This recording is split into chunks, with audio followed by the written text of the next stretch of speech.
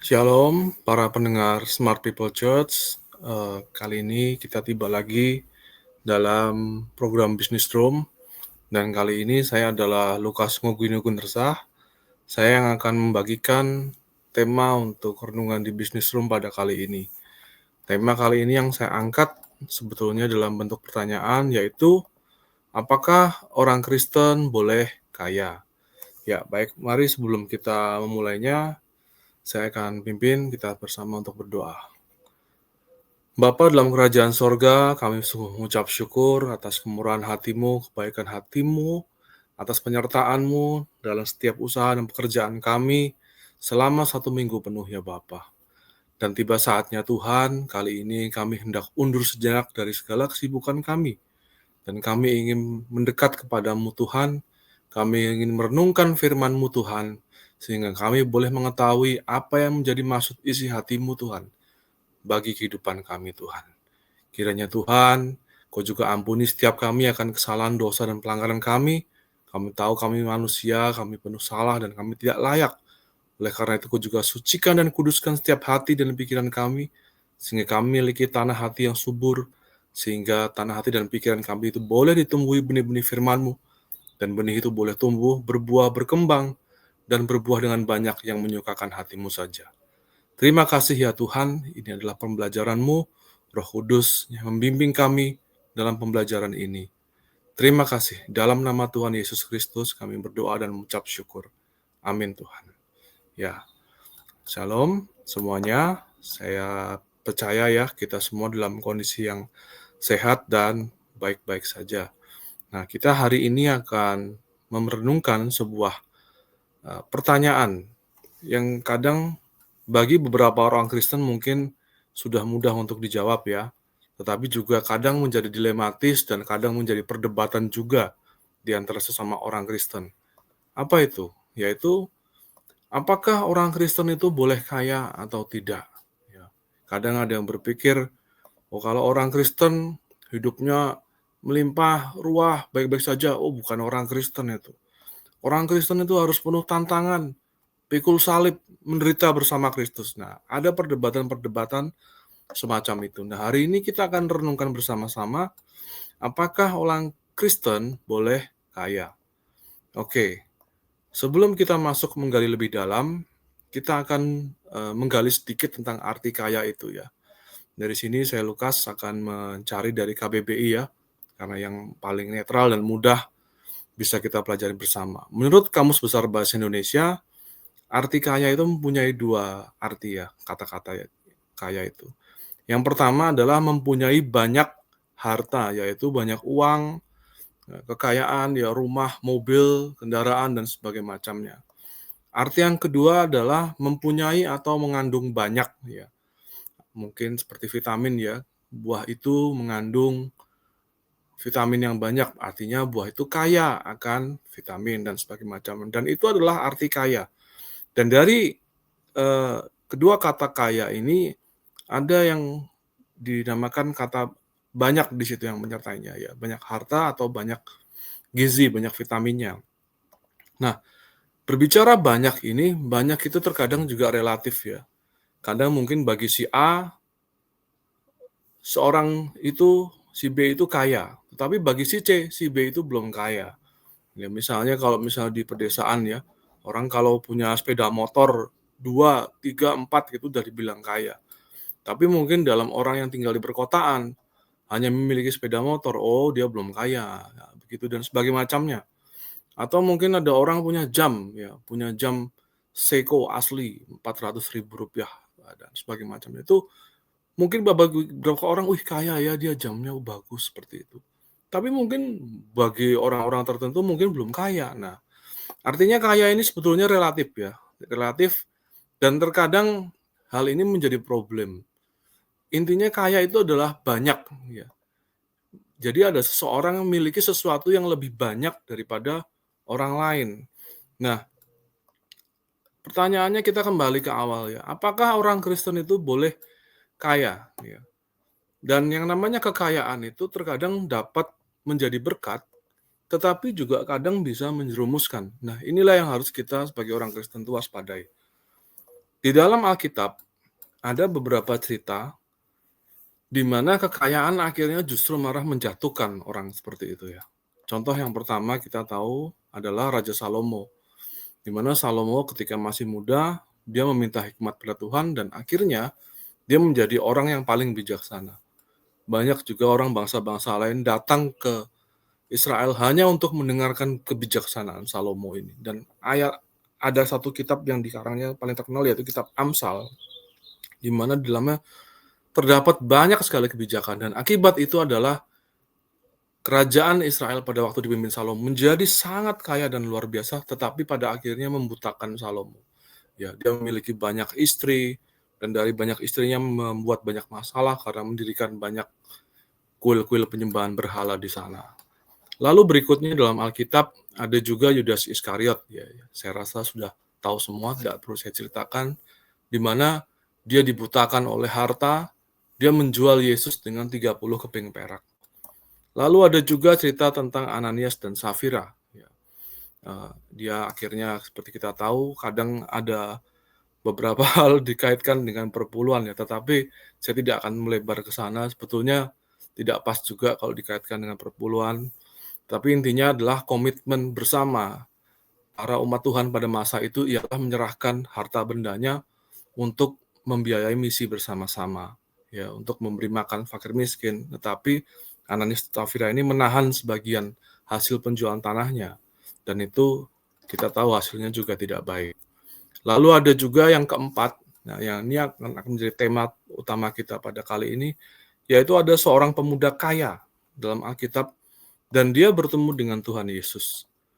Dan pada peristiwa ini secara eksplisit dikatakan oleh Tuhan Yesus bahwa lebih mudah orang kaya itu lebih mudah unta masuk lubang jarum daripada orang kaya masuk surga. Nah, inilah yang sebetulnya akan kita kupas ya pada hari ini. Apakah kira-kira orang kaya itu malah justru sebaliknya menjerumuskan kita semua? Oke. Baik, mari kita akan bersama-sama buka di dalam Matius 16. Ya, kita akan buka Matius 19 ayatnya yang ke-16 sampai dengan 26 ya. Dan kita akan bersama-sama baca dulu pasal demi pasal. Ya, Matius 19 ayat 16. Ada seorang datang kepada Yesus dan berkata, "Guru, perbuatan baik apakah yang harus kuperbuat untuk memperoleh hidup yang kekal?" Nah, berikutnya ayat 17. Jawab Yesus, "Apakah sebabnya engkau bertanya kepadaku tentang apa yang baik? Hanya satu yang baik. Tetapi jikalau engkau ingin masuk ke dalam hidup, turutilah segala perintah Allah." Ya, berikutnya. Kata orang itu kepadanya, "Perintah yang mana?" Kata Yesus, "Jangan membunuh, jangan berzina, jangan mencuri, jangan mengucapkan saksi dusta. Ya. Hormatilah ayah ibumu dan kasihlah sama manusia seperti dirimu sendiri." Berikutnya lagi. Kata orang muda itu kepadanya, "Semuanya itu telah kuturuti. Apalagi yang masih kurang?" Lalu ayat 21. Kata Yesus kepadanya, "Jikalau engkau hendak sempurna, pergilah, jualah segala milikmu, dan berikanlah itu kepada orang-orang miskin. Maka engkau akan beroleh harta di sorga. Kemudian datanglah kemari dan ikutlah aku." Lalu, 22. Ketika orang muda itu mendengar perkataan itu, pergilah ia dengan sedih sebab banyak hartanya. 23. Yesus berkata kepada murid-muridnya, "Aku berkata kepadamu, sesungguhnya sukar sekali bagi orang kaya untuk masuk ke dalam kerajaan surga." Lalu 24. Sekali lagi aku berkata kepadamu, lebih mudah seekor unta masuk melalui lubang jarum daripada seorang kaya masuk ke dalam kerajaan Allah. 25. Ketika murid-murid mendengar itu, sangat gemparlah mereka dan berkata, "Jika demikian, siapakah yang dapat diselamatkan?" Ayat ke-26, Yesus memandang mereka dan berkata, "Bagi manusia hal ini tidak mungkin, tetapi bagi Allah segala sesuatu mungkin." Demikianlah firman Tuhan dan kita akan kupas bersama-sama. Ya, jadi kadang ayat yang satu ini dipandang sebagian orang itu cukup mengerikan ya, apalagi mungkin orang-orang yang mungkin duitnya banyak atau hartanya kaya. Waduh Tuhan, bagaimana Tuhan kok ada ayat seperti ini begitu ya. Lalu kalau begitu saya harus bagaimana? Nah, orang mulai susah ya. Sebetulnya saudara tidak sendiri ya. Kenapa tidak sendiri? Karena kayak kita lihat ayat yang ke-25 itu dikatakan ketika murid-murid mendengar itu sangat gemparlah mereka ya. Jadi saudara tidak sendirian.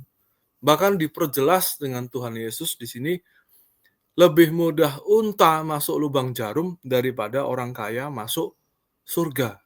Nah, dari sini kan kita jadi berpikir, ya, Tuhan, gimana? Apa yang harus saya perbuat kalau situasinya seperti ini? Timbul pertanyaan juga, apakah saya harus menjual semua harta benda saya, lalu membagi-bagikannya pada orang miskin ya? Apakah demikian? Karena di ayat itu juga dikatakan ya, kepada anak muda itu, jualah segala milikmu dan berikanlah kepada orang miskin, maka engkau akan beroleh harta di sorga. Kemudian datanglah kemari dan ikutlah aku. Apakah orang Kristen harus melakukan hal ini semua? Nah, tadi kan kita sudah melihat ya, contoh-contoh orang-orang kaya yang dibutakan oleh harta bendanya di Alkitab seperti Salomo, Yudas Iskariot, Ananias dan Safira. Lalu di sini kita di sisi lain ya, di sisi lain Alkitab juga menceritakan ada tokoh-tokoh Alkitab yang dikenal juga sangat kaya, tetapi keadaannya berbeda dengan tokoh-tokoh yang saya sebutkan tadi.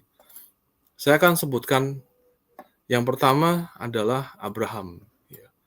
Dalam Kejadian 13 ayat yang kedua, dikatakan bahwa Abraham itu sangat kaya, banyak ternaknya, banyak perak dan emasnya. Lalu ada juga tokoh dalam Alkitab yang dikenal sangat kaya, yaitu yang kedua adalah Ishak ya, anaknya Abraham.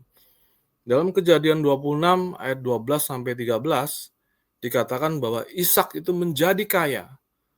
Bahkan kian lama kian kaya sehingga ia menjadi sangat kaya. Lalu selain Ishak dan Abraham itu juga ada Yusuf ya. Kalau kita baca di Kejadian 41 ayat 40, Yusuf diberikan mandat yang begitu luar biasa oleh Firaun pada masa itu. Firaun itu adalah julukan raja ya. Dan dia diberikan sebuah cincin raja. Dan dengan cincin itu artinya apa? Segala perkataan yang dikatakan Yusuf itu adalah perkataan raja. Dan dia sama berkuasanya sama dengan raja.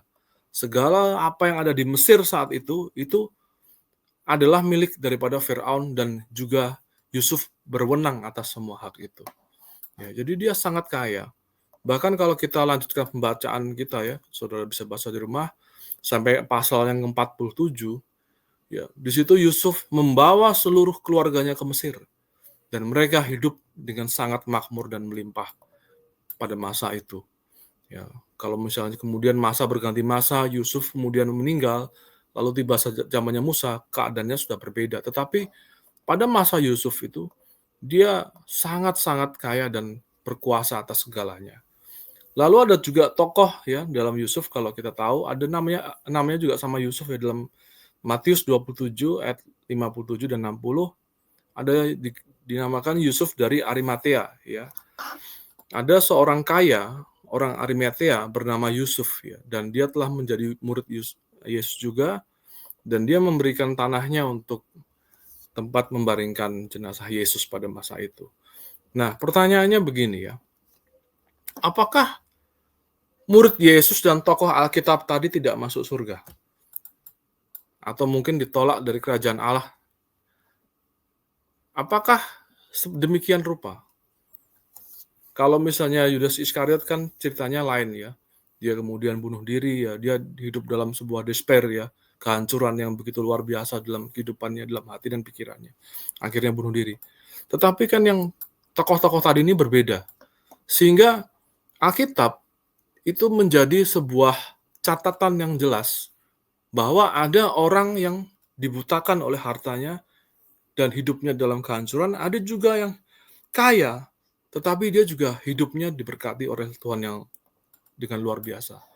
Artinya di sini kita bisa menyimpulkan bahwa sebenarnya kekayaan itu dapat menjadi berkat dan dapat juga menjerumuskan. Nah, kita kembali ke pertanyaan semula, apakah orang Kristen boleh kaya? Dan kita kembali ke cerita tentang orang muda tadi. Nah, kita akan melakukan eksposisi daripada Matius 19 sampai ayat 16 sampai dengan 26 tadi. Yang pertama, yang bisa kita pelajari dari Matius 19 ayat 16 sampai dengan 26 tadi.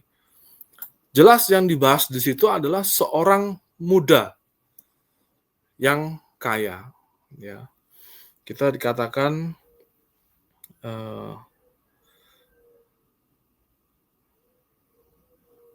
kita lihat ayat yang ke-20 ya. Dikatakan kata orang muda itu kepadanya. Ya, berarti dia adalah seorang muda. Dan dia sejak masa mudanya dia sudah kaya. Karena pada ayat yang ke-16 dikatakan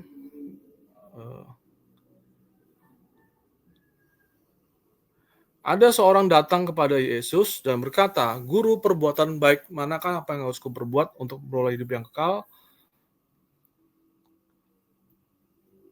Oh, maaf ya. Mungkin nanti bisa dipotong bagian ini.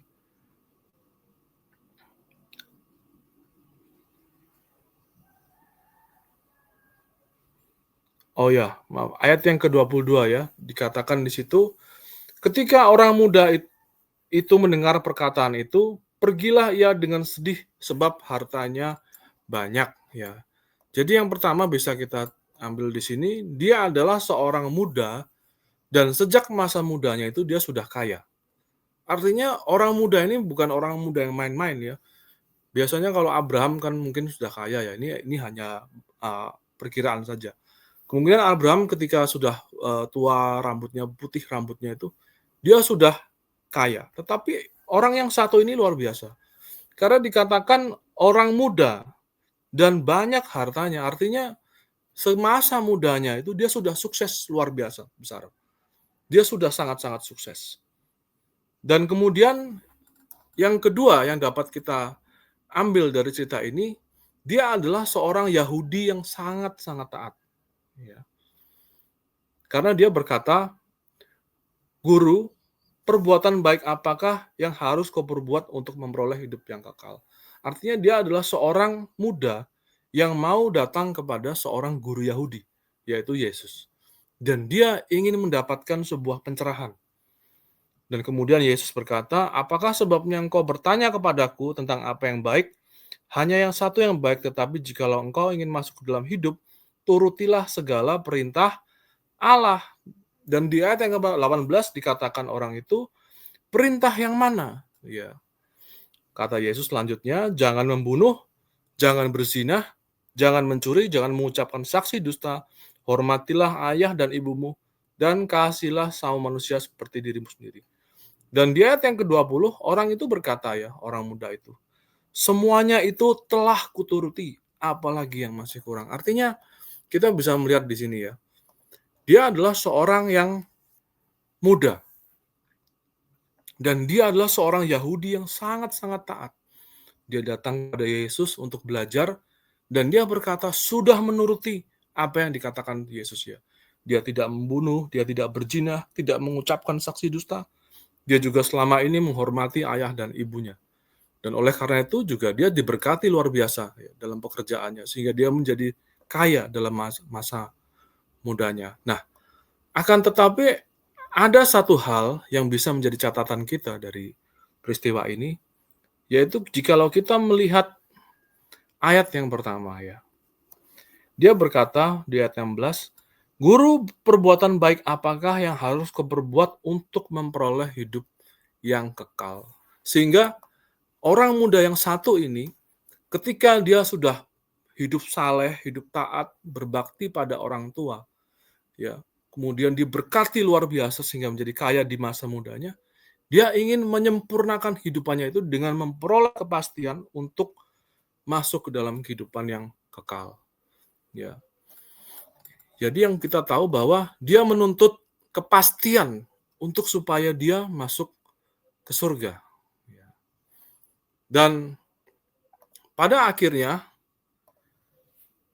Yesus berkata, seperti yang tadi sudah sempat kita bahas, ya, ini adalah ayat yang menjadi kata kunci daripada pembelajaran kita kali ini, yaitu kita lihat dalam ayat yang ke-21 dikatakan, kata Yesus kepadanya, "Jikalau engkau hendak sempurna, pergilah, jualah segala milikmu, berikanlah itu kepada orang-orang miskin, maka engkau akan beroleh harta di sorga. Kemudian datanglah kemari dan ikutlah aku." Ya, coba saudara perhatikan dalam kalimat yang pertama. Maka kata Yesus kepadanya, "Jikalau engkau hendak sempurna." Nah, inilah sebetulnya yang dituntut oleh anak muda itu. Dan apa yang dituntut oleh anak muda ini sebetulnya sama seperti apa yang sering dikatakan Yesus dan juga para rasul Paulus. Bahwa apa? Manusia itu setelah jatuh dalam dosa dan tidak bisa untuk menghapus dosa-dosanya. Dan kita tahu ketika cerita ini diceritakan, Tuhan Yesus sudah disalib belum? Tentunya kan belum. Ya, tuh buktinya Tuhan Yesus masih jalan ke sana kemari, ya masih mengajar, masih bisa ketemu anak muda ini. Artinya apa? Penggenapan misi Allah itu belum terjadi di sini. Yesus belum mati di atas kayu salib untuk menjadi penebusan bagi dosa-dosa manusia. Tetapi anak muda ini menuntut, ya, kepastian kehidupan yang kekal. Dia menuntut kejaminan keselamatan yang bahkan belum genap, belum selesai di atas kayu salib. Saya percaya bahwa anak muda ini bukanlah anak yang jahat, ya, dan saya juga percaya bahwa dia adalah anak muda yang sangat-sangat taat. Dia seorang Yahudi yang taat. Buktinya dia juga datang kepada Tuhan Yesus, meminta pelajaran, dan juga dia telah mengakui seluruh hukum Taurat. Tetapi sebagai manusia dia sadar, ya, dia ingin mendapatkan kepastian untuk masuk dalam kerajaan surga itu. Dia ingin mendapatkan kepastian. Dan satu-satunya cara kalau orang mau sempurna dalam kehidupan ini, lihat ya, perhatikan baik-baik. Ketika orang mau sempurna, ya, artinya apa? Dia mau masuk dalam kehidupan yang kekal, dia mau keselamatan dengan kekuatannya sendiri. Apa tuntutan Yesus? Pergilah, jual segala harga milikmu, dan berikanlah itu kepada orang-orang miskin. Bayangkan betapa sulitnya tuntutannya itu. Tidak hanya itu, berikanlah itu pada orang-orang miskin, maka engkau beroleh harta di sorga. Itu baru kita memperoleh harta di sorga. Kemudian, datanglah kemari dan ikutlah aku. Nah, ini adalah perjalanan yang panjang mengikut Tuhan itu. Kita tidak tahu umur kita itu sampai kapan. Ya. Hanya Tuhan yang tahu kapan batas umur kita di dunia. Ketika kita ikut Tuhan, ya, hidup ikut Tuhan itu tidak mudah. Dan ketika misalnya ada seorang yang mau mencoba, ya, jalan ninjanya anak muda ini, dia jual semua harta miliknya sampai habis, semua rekening bank ditutup, semua dibagikan ke orang miskin, lalu dia mulai ikut Tuhan. Apakah dia akan kuat? Saya juga tidak tahu. Saya rasa juga belum pernah ada yang mau mencobanya seperti ini. Dan sebetulnya inilah sebetulnya yang bisa kita petik dari cerita ini, ya. Maka Yesus berkata berikutnya, "Aku berkata kepadamu, sesungguhnya sukar sekali bagi orang kaya untuk masuk ke dalam kerajaan surga. Lebih mudah seekor unta masuk melalui lubang jarum daripada seorang kaya masuk dalam kerajaan Allah." Oleh karena itu, sebetulnya ini adalah ungkapan yang benar-benar serius, ya. Apakah seorang Kristen itu boleh kaya atau tidak? Nah, kita tadi sudah melihat juga beberapa tokoh-tokoh dalam Alkitab, ya. Ada tokoh yang terjerumus dalam harta bendanya, dalam kekayaan dunia, tergiur oleh harta benda dunia. Tetapi sebaliknya, kita juga melihat tokoh-tokoh yang Tuhan izinkan untuk menjadi sangat-sangat kaya dan dipakai Tuhan luar biasa dalam pekerjaannya. Nah, pertanyaannya adalah, saudara mau menjadi orang Kristen yang mana? Mau menjadi orang Kristen yang dibutakan oleh kekayaan saudara? Atau saudara mau menjadi orang Kristen yang sama seperti Abraham, sama seperti Ishak, sama seperti Yusuf, sama seperti Yusuf Arimatea dan sebagainya macamnya. Saudara mau menjadi yang mana? Kalau kita tahu dalam Kejadian 12 ayat yang ketiga ya, dikatakan Abraham itu akan menjadi berkat bagi bangsa-bangsa. Ya, saudara bisa lihat di situ.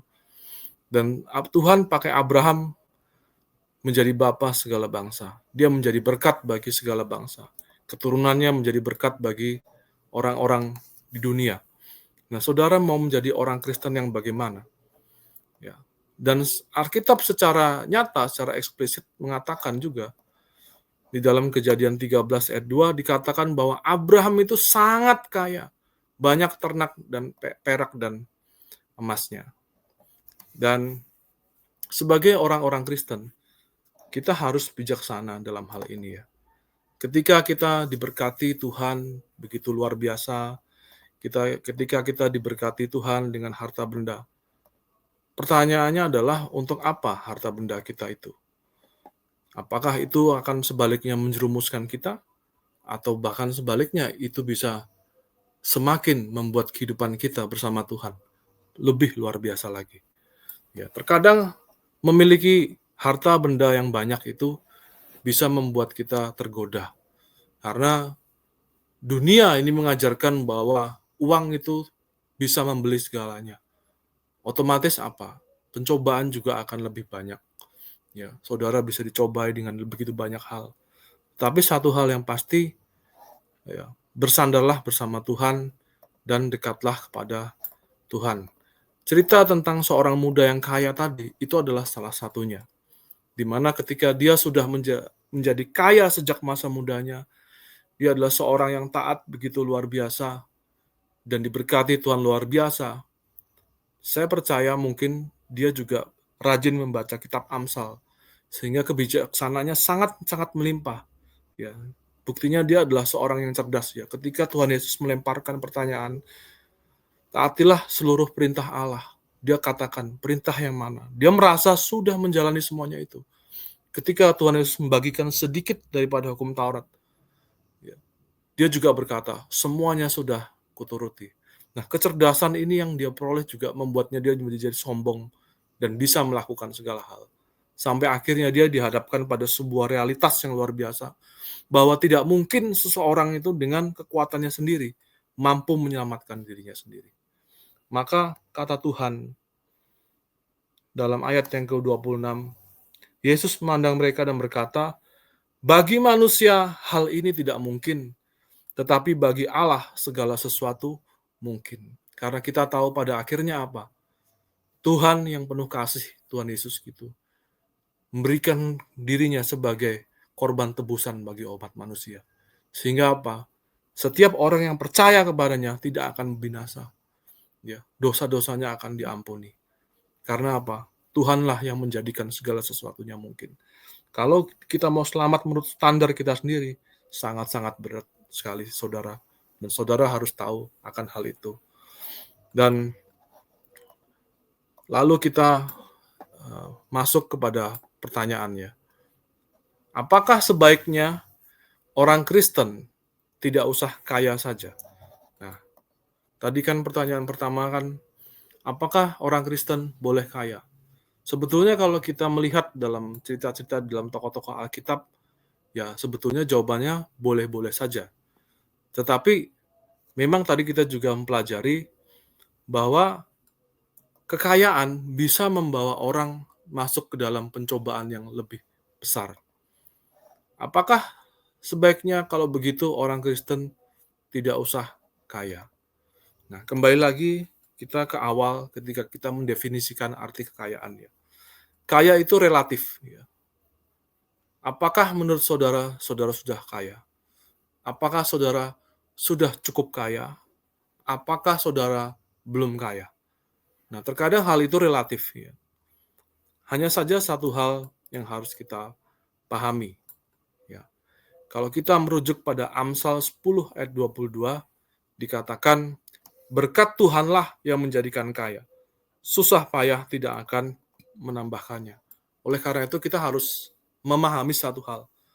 Ketika kita dibawa Tuhan menjadi seperti seorang muda yang kaya tadi itu, kita memiliki mungkin harta yang lebih banyak daripada orang-orang sekitar kita, dan kita bisa dikategorikan sebagai orang yang kaya, maka ingatlah satu hal, bahwa semua itu adalah berkat daripada Tuhan. Dan kita tidak boleh sombong akan hal itu.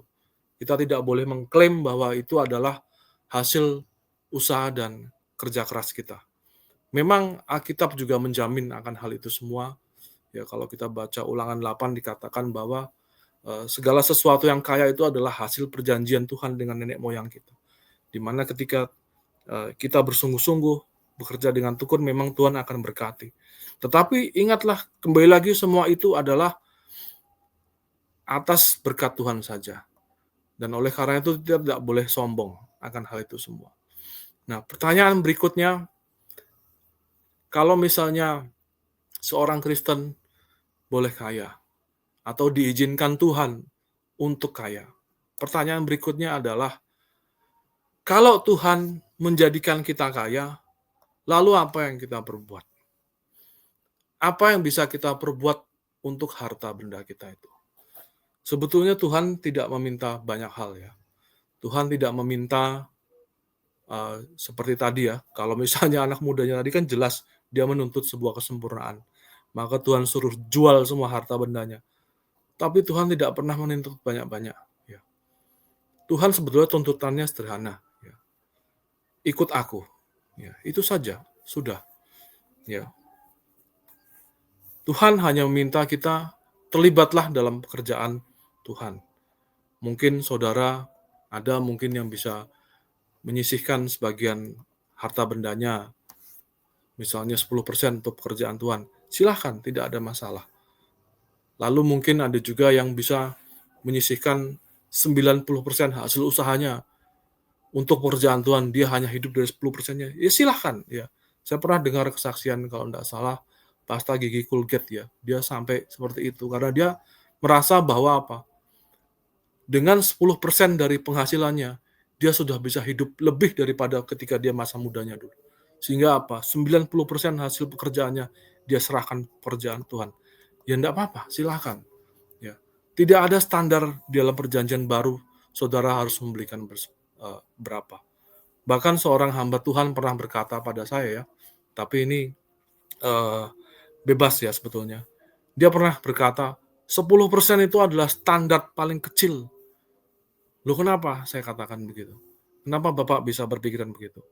Dulu bangsa Israel dalam perjanjian lama itu, dia memberikan 1/10 itu dengan catatan dia hidup di bawah hukum Taurat. Tetapi orang perjanjian baru itu, dia hidup dalam kasih karunia, dalam kemurahan Tuhan yang begitu besar, sehingga 10% itu adalah standar minimum sebetulnya. Oh ya, saya paham maksudnya. Oleh karena itu, saudara harus ingat ya, ketika Tuhan membuat saudara menjadi kaya, Tuhan izinkan saudara untuk memiliki kekayaan ya, harta benda, mungkin sepeda motor, mobil, atau sebagainya macamnya. Pertanyaannya, apa yang akan saudara perbuat untuk itu semua? Apakah saudara hanya memikirkan diri sendiri saja, atau mulai berpikir untuk orang lain juga? Ya. Pertanyaannya berikutnya, misalnya, jikalau saudara sebagai orang Kristen telah memiliki kepastian untuk keselamatan, pertanyaannya, apa yang mau saudara lakukan untuk sisa kehidupan saudara? Saya sering tanyakan pertanyaan ini pada banyak gereja, banyak hamba Tuhan, banyak anak Tuhan, dimanapun mereka berada. Ya. Ketika kita sudah menjadi orang Kristen, dan kita mendapatkan kepastian keselamatan dari Kristus, Pertanyaannya adalah, sisa hidupmu mau kamu pakai untuk apa? Apakah kamu cukup puas dengan berkata, "Oh ya Tuhan, saya sudah pasti selamat. Oleh karena itu, mulai sekarang saya akan jaga hidupan saya dengan baik dan saya akan rajin setiap minggu ke gereja." Apakah cukup dengan demikian? Jikalau saudara berkata demikian, maka saudara seperti seorang yang sedang duduk di sebuah kursi, duduk dengan manis, lalu tinggal menunggu waktunya saja kapan Tuhan datang menjemput. Apakah sebetulnya kehidupan seperti itu yang saudara harapkan? Ya. Sebagai seorang Kristen yang telah mendapatkan anugerah yang luar biasa dari Tuhan, seharusnya kita berkata seperti Yesaya, ya. Ini aku Tuhan, pakai aku, utuslah aku. Ya. Di sisa masa hidup yang saudara miliki, apa yang saudara bisa perbuat untuk pekerjaan Tuhan? Apa yang saudara bisa perbuat dengan harta benda yang saudara telah terima dari Tuhan? Nah, itulah yang harus saudara renungkan dan pikiran. Terlibatlah dalam pekerjaan Tuhan, terlibatlah dalam pekerjaan misi. Ya, saya adalah seorang misiolog, ya, saya mengajar di Sekolah Tinggi Misiologia, dan dalam sebuah misi itu selalu ada 3D, ya. Nah, 3D itu, D yang pertama adalah doa, jelas misi itu harus diikuti dengan doa. D yang kedua adalah daya, dan D yang ketiga itu adalah dana. Ya. Mungkin saudara seorang pengusaha yang sibuk luar biasa, waktunya tidak cukup, ya, untuk melayani langsung dengan daya ke lapangan. Tidak ada masalah. Ya, saudara bisa mendukung pekerjaan-pekerjaan misi dengan harta benda yang saudara miliki. Ketika saudara diberkati Tuhan luar biasa, mulailah berpikir, Tuhan, saya mau membantu sedikit. Ya.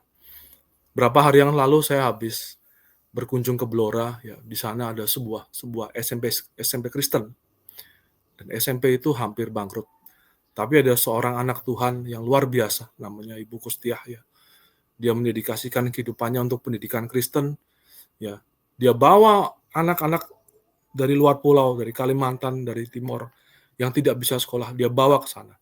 Dia berikan sekolah yang gratis, luar biasa. Ya. Dia tidak hanya sekolah gratis, mereka juga tinggal di sana, diberikan tempat tinggal, dibayari makannya juga kehidupannya di sana.